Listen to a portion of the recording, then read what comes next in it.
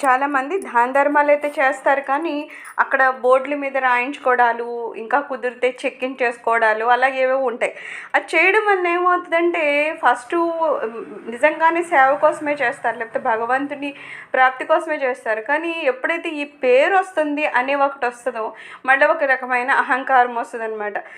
అప్పుడేం చేస్తాడు, ఓహో! ఇక్కడ పెడితే ఇంత పేరొచ్చింది. అయితే ఇంకో 4 చోట్ల పెడదాం. మళ్ళీ ఎవరైనా అంటే, అవునండి మాకు అక్కడ కూడా ఉందండి అని చెప్పుకొని, ఏమవుతదప్పుడు పేరు ప్రతిష్టల మీద మోజు పెరిగిపోతదంట.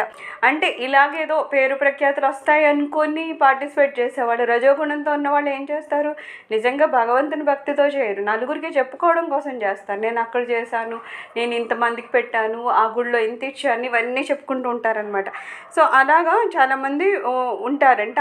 అలా ఉండడం సరైన పద్ధతి కాదంటున్నారు. కొంతమంది దేవుడి గుడిలోనే సేవ చేస్తూ ఉంటారు కానీ, వాళ్ళ సేవ అంతా ఎటువైపు ఉంటది, అటువైపు